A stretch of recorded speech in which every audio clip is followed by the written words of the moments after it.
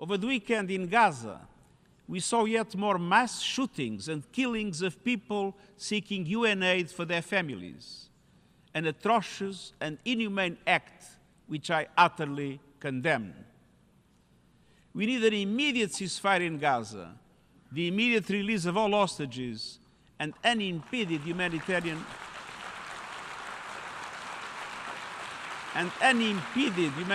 access as a first step to achieve the two-state solution.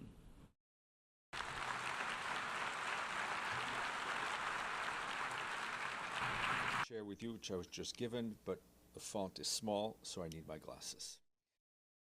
The Secretary General is appalled by the accelerating breakdown of humanitarian conditions in Gaza, where the last lifelines keeping people alive are collapsing. He deplores the growing reports of children and adults suffering from malnutrition. The Secretary General strongly condemns the ongoing violence, including the shooting, the killing, and the injuring of people attempting to get food for their families. Civilians must be protected, civilians must be respected, and they must never, ever be targeted. The population in Gaza remains gravely undersupplied with the basic necessities of life.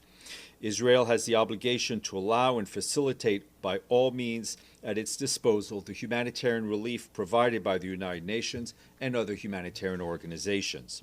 The Secretary General notes that the intensification of hostilities in recent days comes as the humanitarian system is being impeded, undermined, and endangered.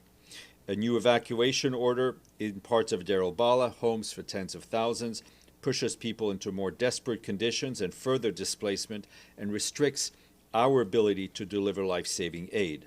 As I mentioned, UN staff is remaining in Deir al-Balah, and 2 UN guest houses have been impacted, despite the parties having been informed of the location of UN premises, which, as you well know, are inviolable. These locations, as with all civilian sites, must be protected regardless of evacuation orders. The Secretary General reiterates his urgent call for the protection of civilians, including humanitarian personnel, and the provision of essential resources to ensure their survival. He once again calls on the immediate and unconditional release of all hostages.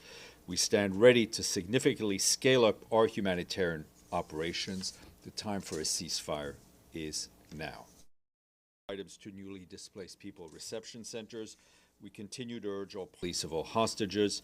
We stand ready to significantly scale up our humanitarian operations. The time for a ceasefire is now. Items to newly displaced people reception centers. We continue to urge all